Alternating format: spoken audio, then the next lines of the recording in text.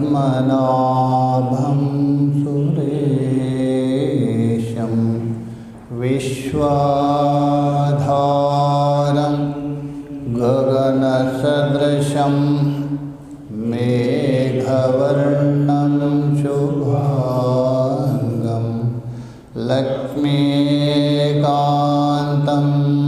कमलनयनं योगिभिर्ध्यानगम्यं वन्दे विष्णुं भवभयहरं सर्वलोकैकनाथं यं ब्रह्मा वरुणेन्द्ररुद्रमरुतः शृण्वन्ति दिव्यैस्तवे वेदेशाङ्गपदक्रमोपनिषदे गायन्ति यं सामगा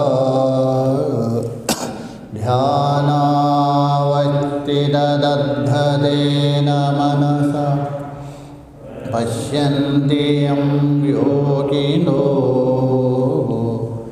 यस्यान्तं न विदुषुरासुरगणा देवाय तस्मै नमः देवाय तस्मै नमः।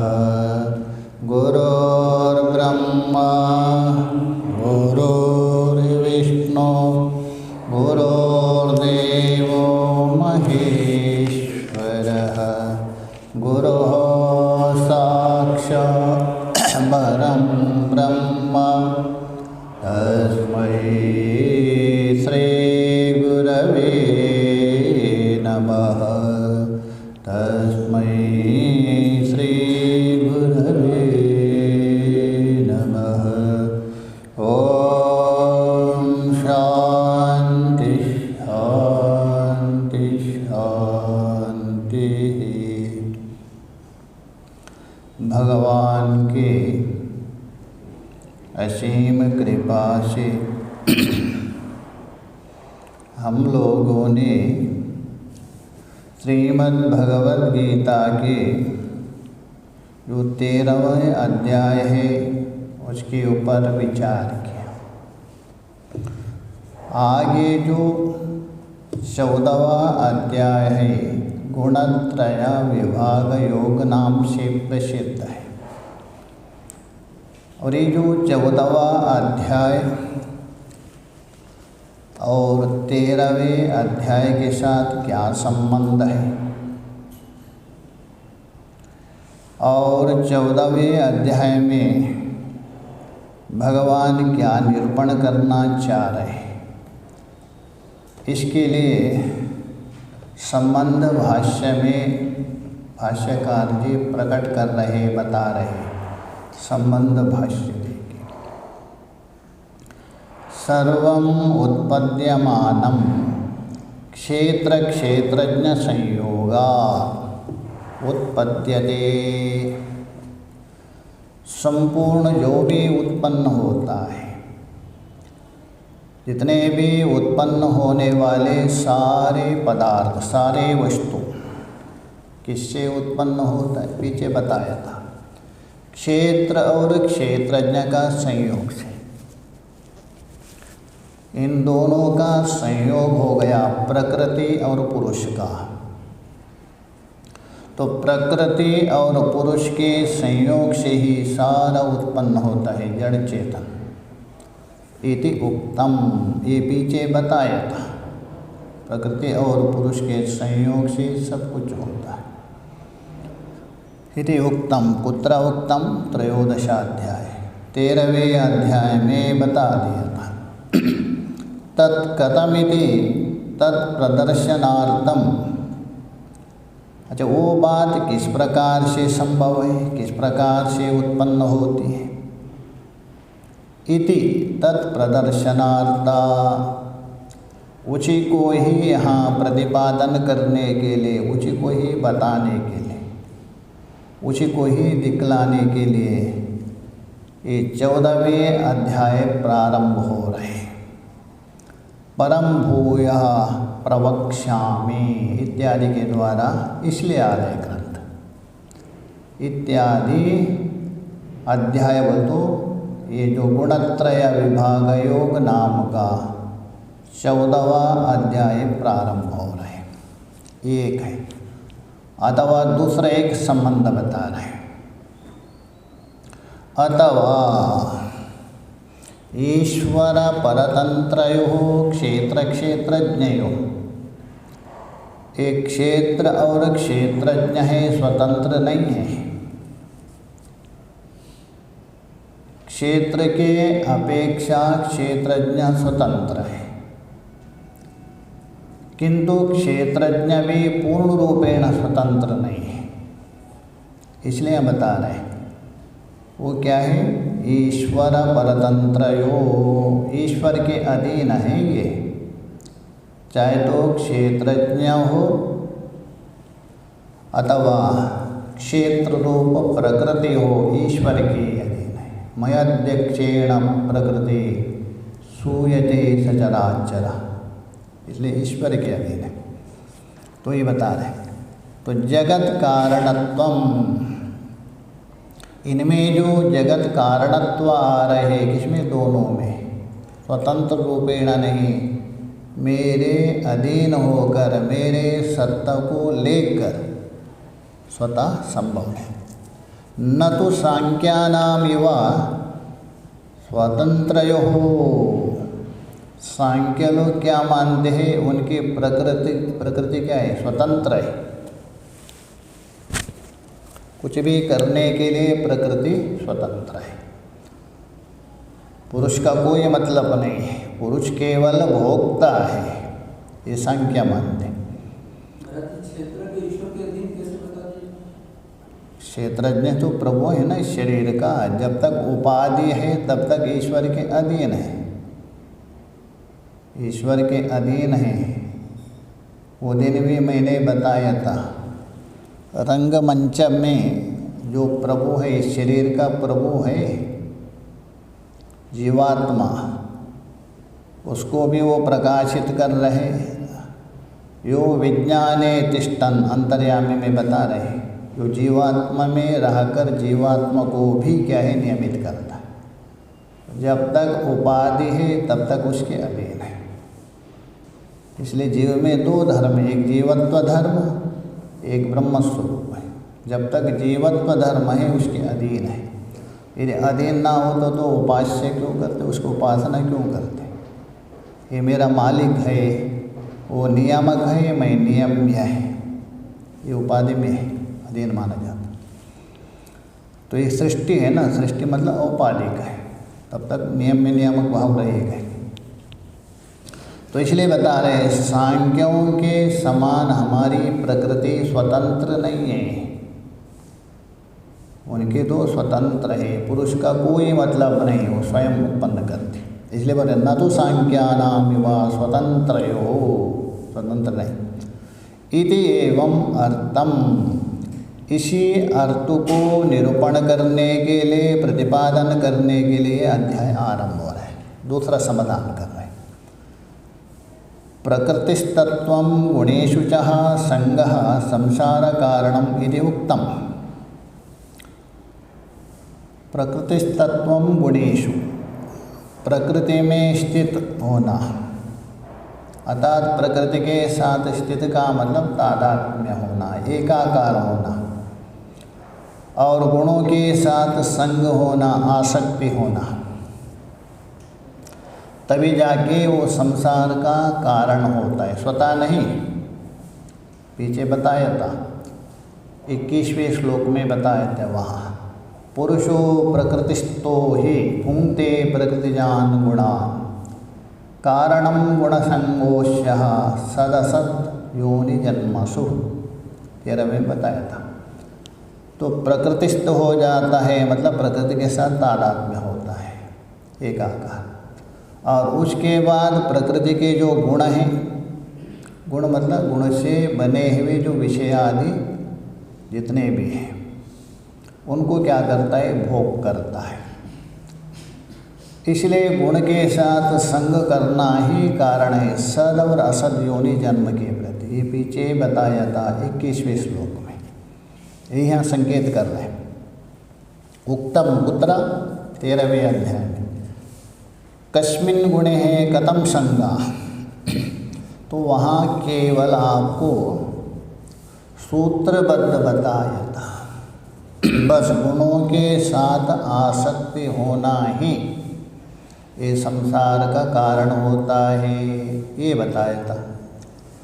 अभी इस अध्याय में कस्मिन् गुणे अर्थात किस गुण में किस प्रकार की आसक्ति, ये यहाँ विचार करेंगे। कस्मिन् गुणे कथम संगः, क्या सत्वगुण है, रजोगुण है, तमोगुण है, अथवा गुणों के कार्य है, तो किस गुण में किस प्रकार से आसक्ति होती है ये बताना है। एक केवा गुण, दूसरा अच्छा और गुण ये कौन से है,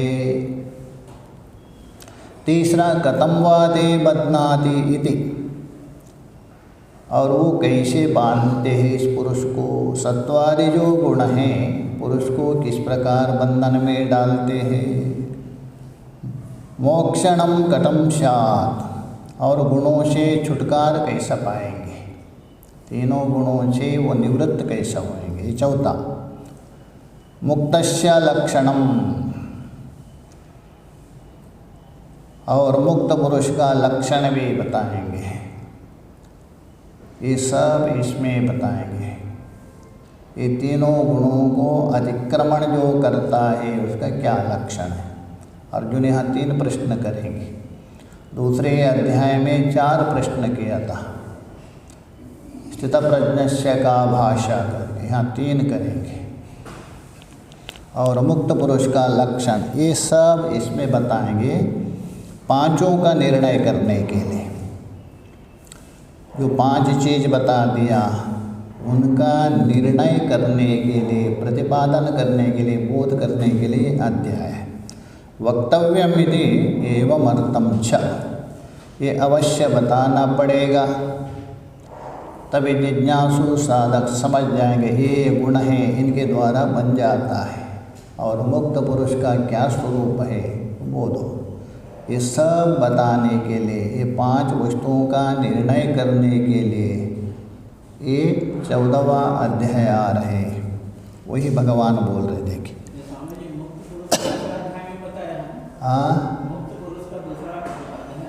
हाँ, प्रजाहाति यदा कामान बता दिया था, क्योंकि ये कौन सा चल रहा है भाई, 14वां चल रहा है ना। तो पहले दूसरा अध्याय कौन है, त्वम पद का है, शोधन है। यहाँ एकत्व करने के लिए उसका ही अनुवाद कर रहे हैं। जो दूसरे अध्याय में जो बता दिया है वो त्वम पद का शोधन करते हैं, और तत्पद का शोधन हो गया 12 तक आपका। अभी एकत्व करना है ना, इसलिए उसको पुनः प्रश्न करेंगे। वहाँ 4 बताया था, यहाँ 3 बताएंगे। गुणानेतान 3 गुणानेतान अतिथ्या भवति करके प्रश्न करेंगे 21वें श्लोक में। श्री भगवानुवाच परं भूया प्रवक्ष्यामि ज्ञानानां ज्ञानमुत्तमम् यज्ञात्वा मुनया सर्वे परां सिद्धिमितो गतः।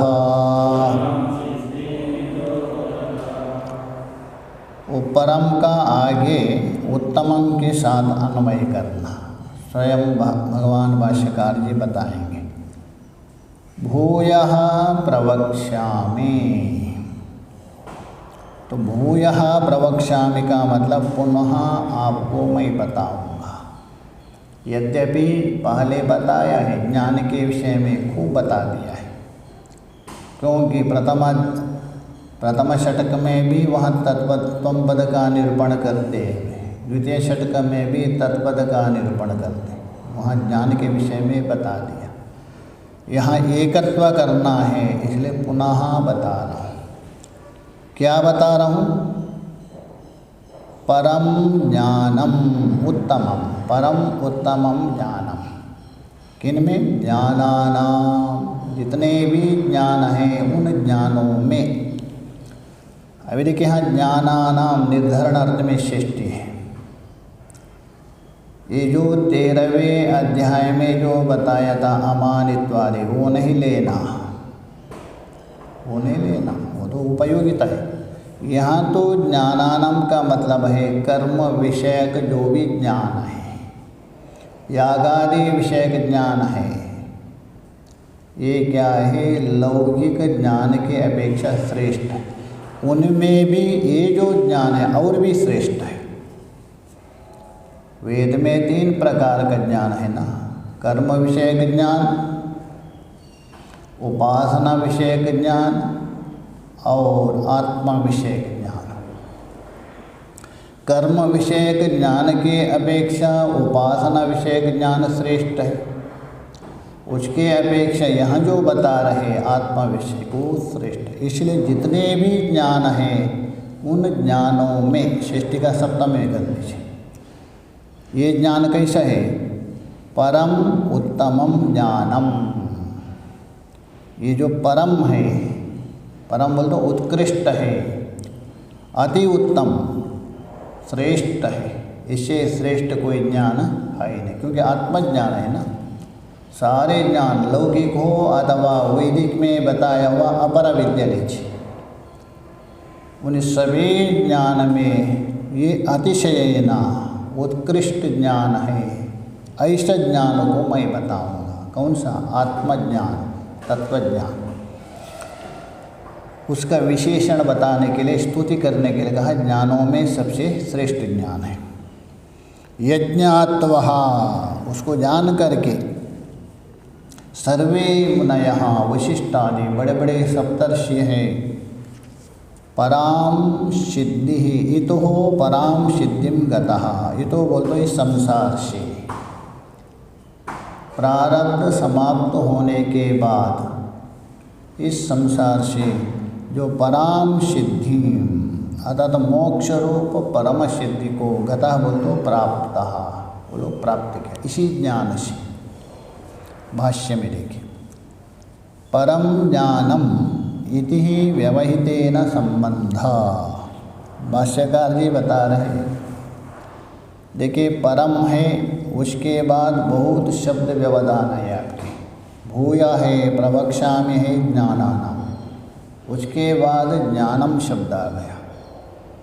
इतने शब्द व्यवहित होने पर भी परम का अन्वय भूय के साथ नहीं, ज्ञानम के साथ अन्वय कर दीजिए, क्योंकि एक अव्यवहित संबंध होता है, एक व्यवहित संबंध होता है।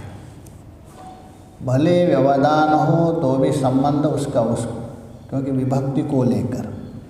यही संस्कृत में विशेषता है, अन्य किसी भाषा में नहीं चलेगा ये। संस्कृत में कहाँ विशेषण डालेंगे, कहाँ विशेष कर्ता, कहाँ कर्म, कहाँ भी डाल दो, कोई चिंता नहीं। अन्य यदि भाषा में तो बहुत अनर्थ हो जाए। ये संस्कृत की विशेषता, कर्ता को पहले डालो अथवा बाद में डालो। जैसा अहम हरिद्वारम गच्छामि, गच्छाम्यहम हरिद्वारम, कहाँ भी डालो। हरिद्वारम अहम गच्छामि, कहाँ भी प्रयोग करो, कोई अंतर नहीं। यही विशेषता है संस्कृत का। इसलिए हम बता रहे हैं परम शब्द का आगे जो है ज्ञानम के साथ व्यवधान पूर्वक अन्वय कर दीजिए।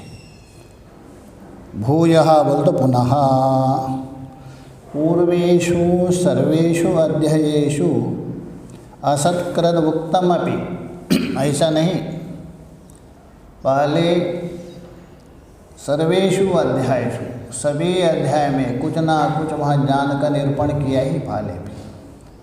पहले षटक है तुम पद का, उसमें भी बता दिया। दूसरा जो षटक त्रय है तत्पद, वहाँ भी विचार किया ज्ञान का। इसलिए बोल रहे हैं एक बार नहीं, असकृत। असकृत का मतलब बार बार, सकृत बोल तो एक बार बोलते। उक्तमपि पुनः प्रवक्ष्यामि, दोबारा मैं बताऊंगा। क्यों बता रहे? किसको? तच्चा परम, जो तत् है वो परम है, अर्थात जो परम ज्ञान है, उत्कृष्ट ज्ञान है, उसको पुनः बताऊंगा। परम, तच्चा का अर्थ करे परम, परम का अर्थ करे परवस्तु विषयत्वात् परम। वो परम क्यों है? उस ज्ञान को आपने परम कहा दिया, ये विशेषण क्यों दिया ज्ञान का परम? भगवान भाष्यकार जी बता रहे, परम बोल तो परवस्तु विषयत्वात्, जो परा वस्तु विषयक होने से, परा मतलब पराया नहीं लेना, यहाँ परा वस्तु मतलब श्रेष्ठ वस्तु, उत्कृष्ट वस्तु, उससे श्रेष्ठ कोई वस्तु नहीं है।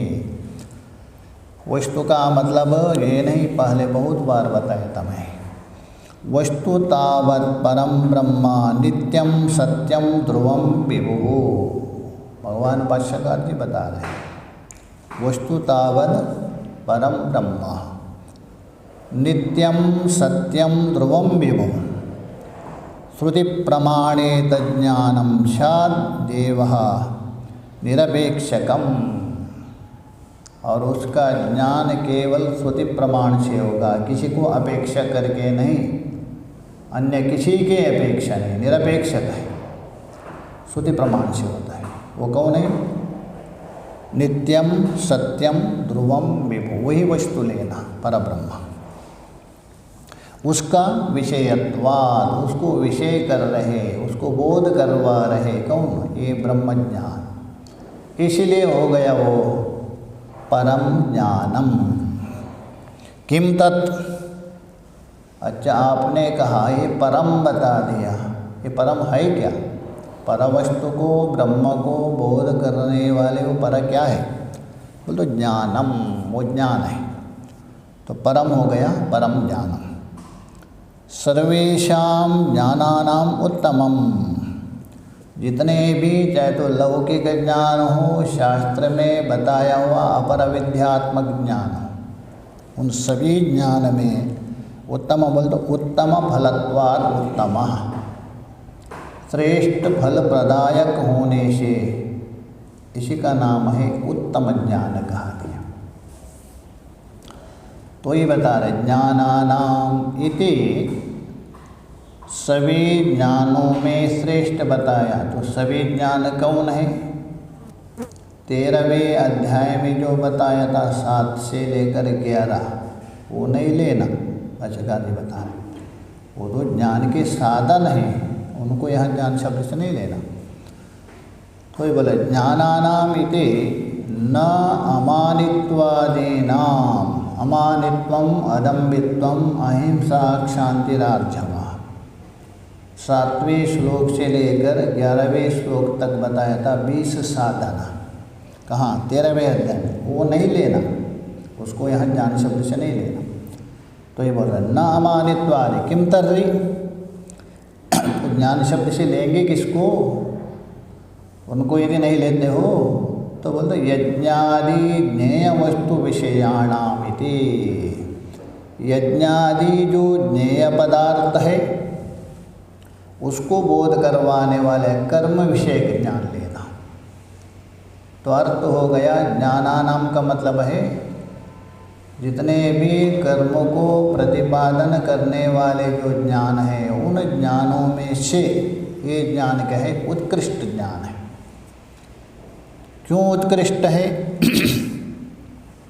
कर्म का ज्ञान है, उस ज्ञान के बाद आप अनुष्ठान करेंगे, आपको कहाँ तक पहुँचाएंगे? स्वर्ग तक। तो उससे आगे तो नहीं पहुँचाएंगे ना, किंतु ये जो ज्ञान है आगे बता रहा हूँ, वो तो उत्तम तत्व को बोध करवाएंगे। इसलिए बोल रहे हैं यज्ञादि ही ज्ञेय वस्तु विषयाणाम इति तानि न मोक्षायः, स्पष्ट कर रहे हैं यज्ञादि विषयक ज्ञान है वो मोक्ष के लिए उपयुक्त नहीं है। वो उपयुक्त किसके लिए? स्वर्ग आदि के प्रति, मोक्ष के प्रति नहीं। इसलिए उनको श्रेष्ठ माना है। किसको? यज्ञादि विषयक ज्ञान को। किसके अपेक्षा? लौकिक सांसारिक ज्ञान के अपेक्षा उनको श्रेष्ठ माना है। किंतु उन ज्ञानों में से ये और भी उत्कृष्ट ज्ञान है, श्रेष्ठ है। इदम तो मोक्षाय, ये जो ज्ञान मैं बता रहा हूँ वो तो मोक्ष के लिए उपयोगी है। इति, इससे आप मुक्त हो जाएंगे, सारे संसार बंधन से निवृत्त हो जाएंगे। इसलिए क्या है? परमः परोत्तम शब्दाभ्याम, दो शब्द प्रयोग किया है। परम भी प्रयोग किया है और उत्तम भी। ऐसे ज्ञान है, परम उत्तमम ज्ञानम, दो विशेषण बता दिया। परम इसलिए है, ये पराविद्या है और परब्रह्म को बोध करवाता है, इसलिए परा हो गया। उत्तम इसलिए है, 15वें अध्याय में बताएंगे, उत्तमा पुरुषस्त्वन्या परमात्म्युदारिता। ये उत्तम पुरुष है, उसको बोध करवाने से उत्तम है। परब्रह्म को बोध करवाने के कारण ये ज्ञान का नाम है परम, और उत्तम पुरुष है, उसको बोध करवाने से इसका विशेषण है उत्तम। दो विशेषण है। इस प्रकार दो विशेषणों के द्वारा इस ज्ञान का क्या कर रहे हैं? स्तौति, प्रशंसा कर रहे हैं। ये ज्ञान कोई सामान्य नहीं। क्यों ऐसा प्रशंसा कर रहे हैं? श्रोत्री बुद्धि ये बोल रहे, श्रोत्री बुद्धि रुच्युत्पादाय पादनार्थम, जो श्रोता है उसके बुद्धि में रुचि उत्पादनार्थम। किसी के यदि आप प्रशंसा करते हो तो सुनने वाले के अंदर एक रुचि उत्पन्न होती है। अच्छा, इतना बढ़िया चीज़ है, मुझे पता ही नहीं है, अवश्य मुझे भी उसको जानना चाहिए, ग्रहण करना चाहिए। जब तक रुचि उत्पन्न ना हो तब तक प्रवृत्ति नहीं होती है। तो प्रवृत्ति के प्रति आपका रुचि कारण होता है। कभी कभी रुचि स्वभावतः होता है, कभी कभी रुचि उत्पन्न करना पड़ता है। जो सांसारिक वस्तु है उसमें आप स्वभावतः रुचि से प्रवृत्त होते हैं। आध्यात्मिक पारमार्थिक है, वहाँ रुचि उत्पन्न करना पड़ता है। इसलिए भगवान बोल रहे हैं रुचि उत्पन्न करने के लिए दो विशेषण दिया। कौन? एक परम और दूसरा उत्तम। यद ज्ञात्वा, यद ज्ञानम ज्ञात्वा, सभी ज्ञानों में जो श्रेष्ठ है, उत्तम ज्ञान है, वो आपको मैं बता रहा हूँ, उसको जान करके। तो बोले ज्ञानम ज्ञात्वा मतलब प्राप्य, उसको उपलब्ध करके। मुनयः, मुनय बोल तो मननशील। कौन? सन्यासीनो, मननशीलः सन्यासिनः। एक विशेषण दिया, ऐसे नहीं केवल सन्यासी नहीं, मनन करने वाले, चिंतन करने वाले, श्रवण मनन आदि, वो सन्यासी। क्योंकि उपनिषद में कहा दिया है, कौशिक उपनिषद में, उरोन्मुखान तीन, जो बहिर्मुख है अपने धर्म से बहिर्भूत सन्यासी को मार करके, वृकेभ्यो प्रायश्चित, पेड़ बकरियों को मैंने खिलाया, मेरा कुछ बिगड़ा नहीं, इंद्र ने कहा। इसलिए विशेषण है मननशीलः सन्यासिनो। सर्वे पराम सिद्धिम, सिद्धि में एक विशेषण लगा दिया, क्योंकि सिद्धि का दोनों अर्थ होता है। अंतःकरण शुद्धि का नाम भी सिद्धि है। अंतःकरण जो पवित्र है, निर्मल होता है, उसको भी सिद्धि कहते हैं। और सिद्धि मोक्ष को भी कहते, स्वतः सिद्ध। इसलिए यहाँ पराम विशेषण देने से मोक्ष का प्रतिपादक है। इसलिए भाष्यकार कहते हैं मोक्षाख्यम, मोक्ष स्वरूप। ऐसे जो सिद्धि है मोक्ष स्वरूप, स्वतः सिद्ध है वो। इतः बोल तो अस्मात् देह बंधनात् प्रारब्ध समाप्तात्, ऊर्ध्वम बोल तो पश्चात, तो प्रारब्ध समाप्त होने के बाद, गतः बोल तो प्राप्तः, उस मोक्ष को प्राप्त होते हैं। ऐसे ज्ञान मैं आपको बता रहा हूँ। अस्याचः सिद्धेः ऐकांतिकत्वं दर्शयति। ये जो ज्ञान द्वारा प्राप्त होने वाली मोक्ष रूप सिद्धि है, ज्ञान के द्वारा मतलब तत्वज्ञान ब्रह्मज्ञान, उसके द्वारा प्राप्त होने वाली ये जो अस्याः सिद्धि है, मोक्ष रूप सिद्धि है। ऐकांतिकत्वम, ऐकांति बोल तो अवश्यम भावी, उसमें कोई व्यभिचार नहीं। अनेकांतिकत्वम व्यभिचारत्वम, अनेकांतिक का मतलब व्यभिचार और एकांत का मतलब व्याप्ति, न्याय में बता दिया, मतलब अवश्यम भावी। एकः अंतः निश्चयः सीमः, एक ही आश्रय से प्राप्त होने वाला है। देखिए कभी कभी है जो साध्य है एक हो सकता है, किंतु साधन आपके भिन्न भिन्न हो सकता है, भिन्न भिन्न। जैसे यहाँ से दिल्ली जाना है, आप किसी से भी जा सकता है, पैदल जा सकते हैं, साइकिल से, स्कूटर से, बस से, गाड़ी से, फ्लाइट से, साधन अलग हो गया, निश्चय नहीं है।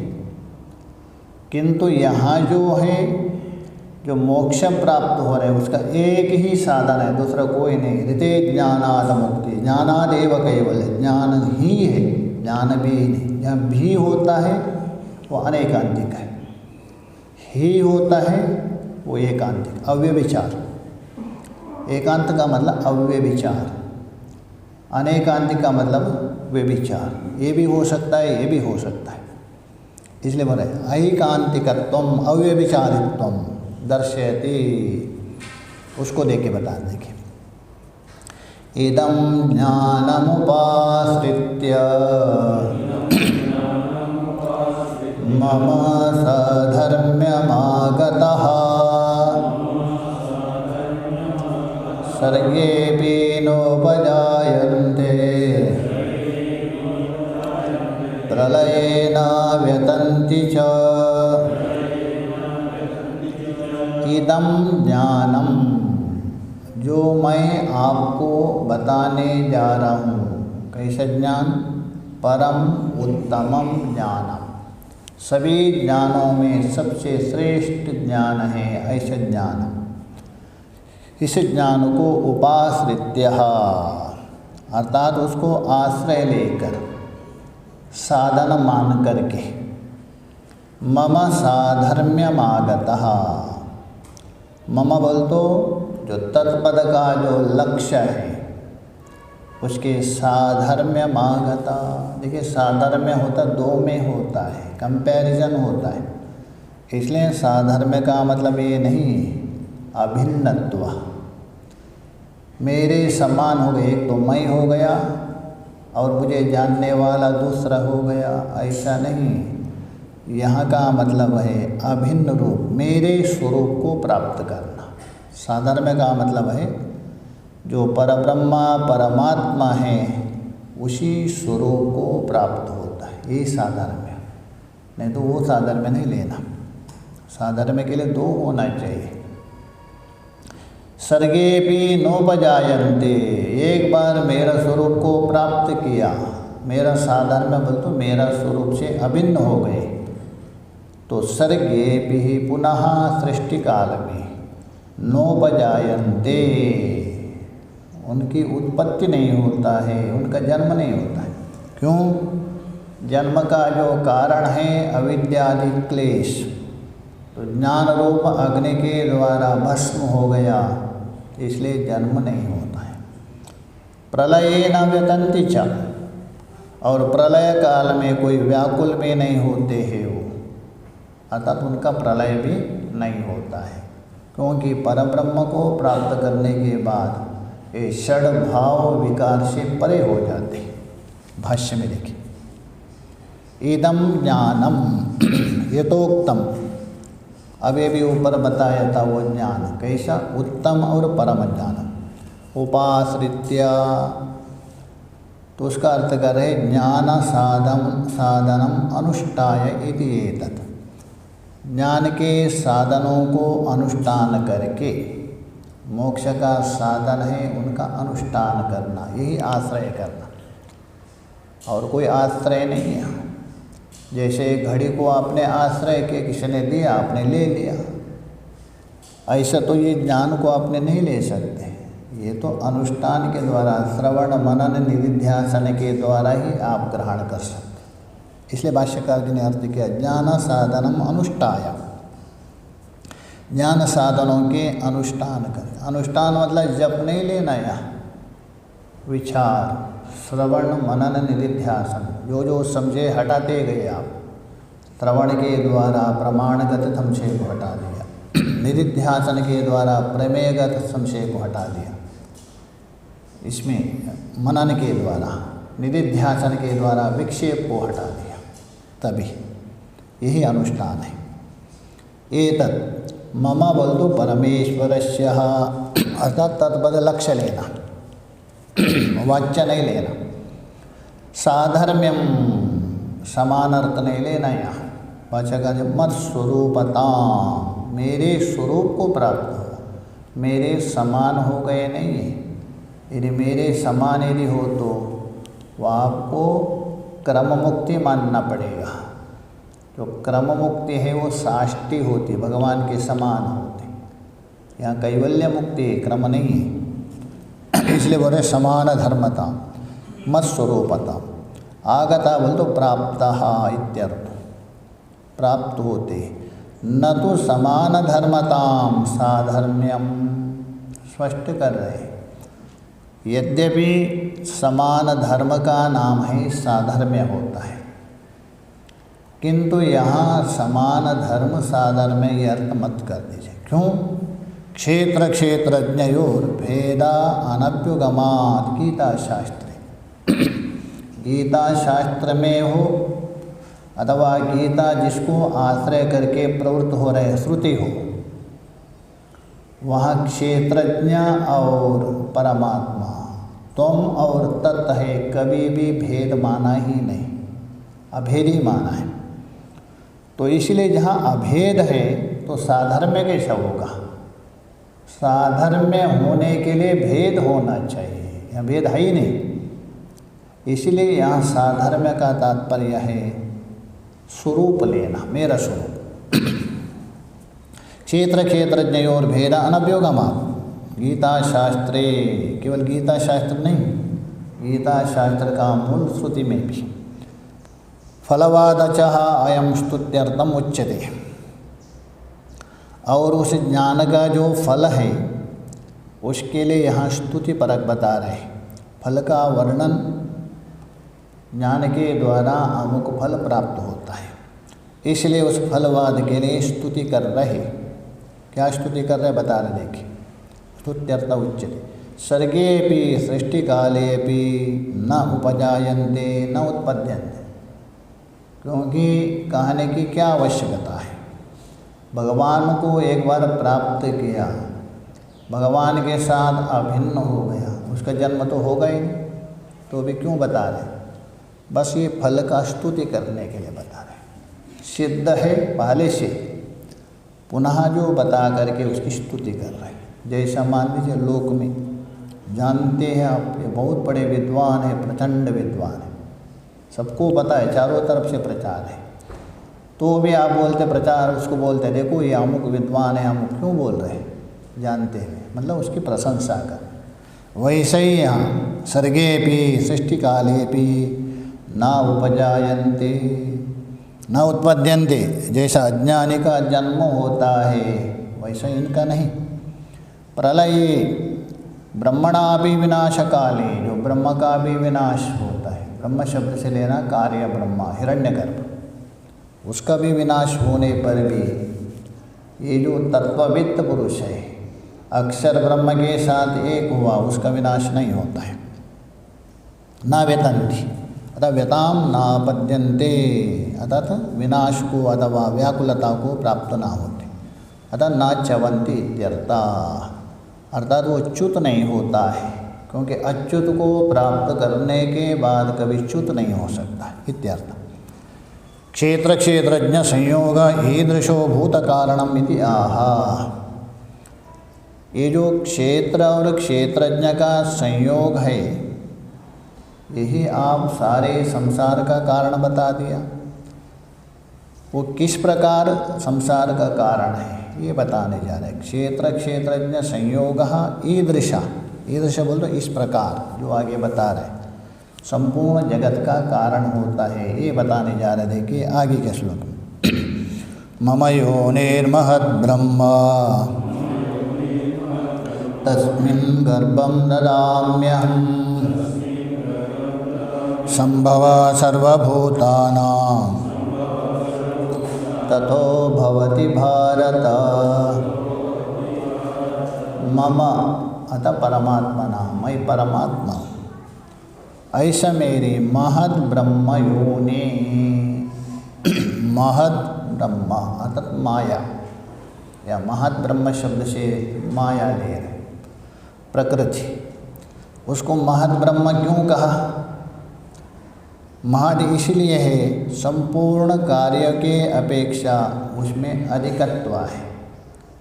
जितने भी जो कार्य है, सारे कार्य हिरण्यगर्भ तक, उनसे भी उसमें अधिकत्व है, श्रेष्ठता है।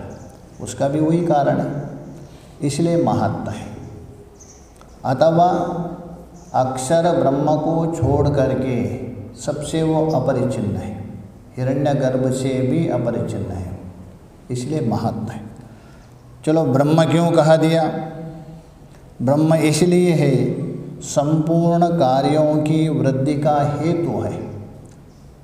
माया है, अव्यक्त के द्वारा ही सारे कार्य की वृद्धि होती है, बढ़ोतरी होती है, इसलिए ब्रह्म। क्योंकि वृहवद्धो धातु अथवा व्रीहि वृद्धो धातु, उसे ब्रह्म बनता है। व्रीहयति लोकानिति, व्रीहयति बोल तो वर्धयति, संपूर्ण लोकों को बढ़ाती है, इसलिए ब्रह्म। ब्रह्म शब्द की उत्पत्ति बनती व्रीहि धातु अथवा व्रीहि धातु, इसलिए उसको ब्रह्म कहा दिया।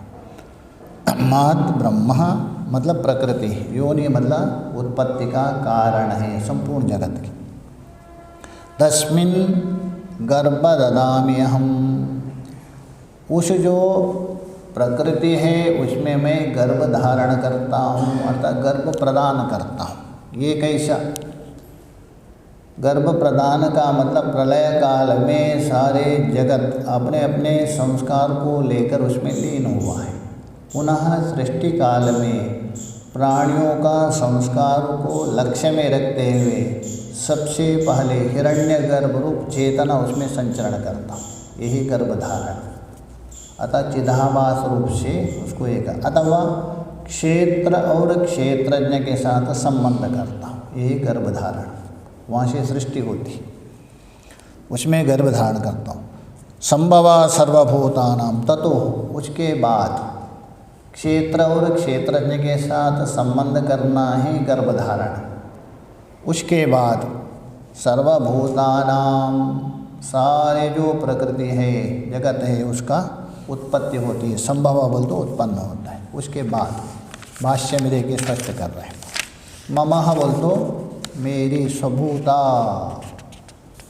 अतः मदीया, मेरी जो स्वभूता, दूसरे की नहीं स्वयं की, मदीया माया त्रिगुणात्मिका प्रकृति, ये त्रिगुणात्मिका प्रकृति, यही योनि बोल तो सर्वभूतानां, सर्वकारेभ्यो, संपूर्ण भूतों के उत्पत्ति का कारण है, इसलिए योनि कहा। सर्वभूतानां बोल तो सर्वकार्येभ्यो महत्त्वात्, ये महत् क्यों है?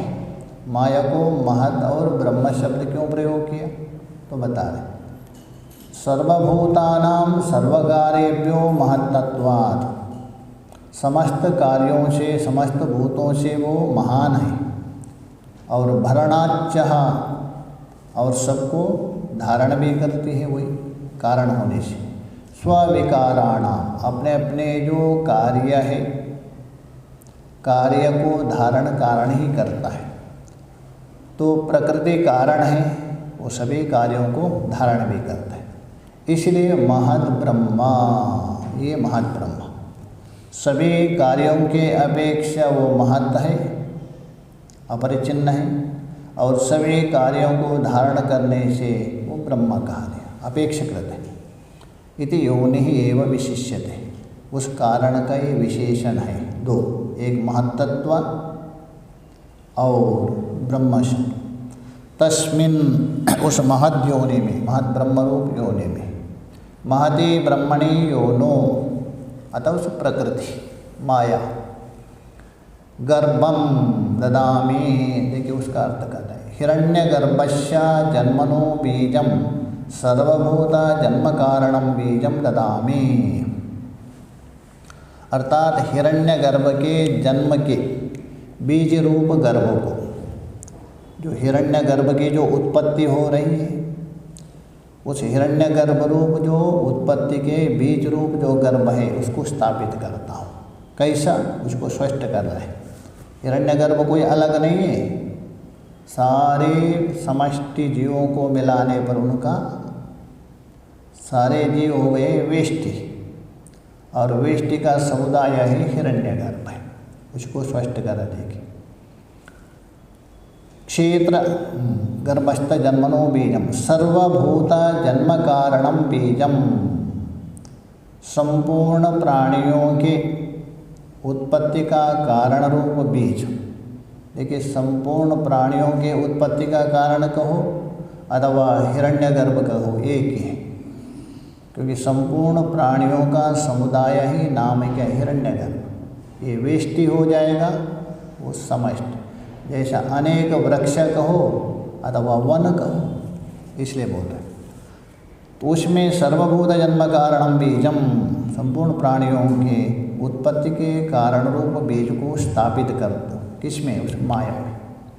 तो कहने का मतलब है उस माया के साथ मैं चिदाभास रूप से उसमें ये करता हूँ, उसके बाद सृष्टि होती। निक्षिपामी, ददामी का अर्थ कर रहे हैं, उसको निक्षेप कर रही हूँ, निक्षेप करता हूँ अतः स्थापित करता हूँ। क्षेत्र क्षेत्रज्ञ प्रकृतिद्वय शक्तिमान ईश्वर, इसलिए ईश्वर क्या है, उसमें दो शक्ति है, क्षेत्र और क्षेत्रज्ञ, इन दो प्रकृतियों से युक्त ईश्वर होता है। ईश्वर में दोनों शक्ति है, एक चेतनात्मक शक्ति को लेकर वो ईश्वर क्षेत्रज्ञ हो गया, और जड़ात्मक को शक्ति लेकर वही क्षेत्र हो गया। एक ही ईश्वर चेतन को लेकर क्षेत्रज्ञ, जड़ को लेकर क्षेत्र हो जाता है। इसलिए हाँ, कारण ब्रह्म मूल तो वहाँ से आया ना। ईश्वर का मतलब माया विशिष्ट कहिए, कारण ब्रह्म कहिए, अंतर्यामी एक ही, तो वो दो भाग में हो रहे हैं। तो इसलिए बोल रहे हैं क्षेत्र क्षेत्रज्ञ प्रकृतिद्वय शक्तिमान ईश्वर। आहम मैं अविद्या काम कर्म उपाधि स्वरूपानुविधायिनं क्षेत्रज्ञं क्षेत्रेण संयोजामि। अर्थात मैं अविद्या कामना, क्योंकि अविद्या काम कर्म ही संसार है, इसलिए अविद्या कामना कर्म और ये उपाधि स्वरूप को अनुवर्तन करने वाले, अर्थात वैसे ही व्यवहार करने वाले को क्षेत्र को क्षेत्रज्ञ के साथ संबंध करता। बस यही गर्भधारण, अविद्या कामना कर्म ये उपाधि को लेकर वैसे ही अनुवर्तन करने वाले जो क्षेत्रज्ञ हैं उसको क्षेत्र के साथ संबंध करना, यही गर्भधारण है इत्यर्थ। उससे क्या होता है, संभवा उत्पत्ति, वहाँ से सारे प्राणियों की उत्पत्ति। सर्वभूतानां हिरण्यगर्भ उत्पत्ति द्वारेण, सबसे पहले हिरण्यगर्भ की उत्पत्ति कार्य ब्रह्म की, उसके बाद सारे प्राणियों के मनुवादियों की उत्पत्ति। ततः तस्मात् गर्भदानात्, इस प्रकार ये जो गर्भदान से हिरण्यगर्भ की उत्पत्ति हो गई सबसे पहले, उसके बाद उस हिरण्यगर्भ के द्वारा सारे जगत की उत्पत्ति होती है, मतलब कार्य ब्रह्म से। ये है सृष्टि का प्रकृति है। हे भारता, हे अर्जुना, इसको समझो। आगे के विचार हम आगे करें। ओम पूर्णमदः पूर्णमिदं पूर्णात् पूर्णमुदच्यते पूर्णस्य पूर्णमादाय पूर्णमेवावशिष्यते। ॐ शान्ति शान्ति शान्ति। शङ्करं शङ्कराचार्यं केशवं बादरायणं सूत्रभाष्यकृतो वन्दे भगवन्तो पुनः ईश्वरो गुरुरात्मेति मूर्तिभेदविभागिने व्योमवद्भ्यां दक्षिणामूर्तये नमः।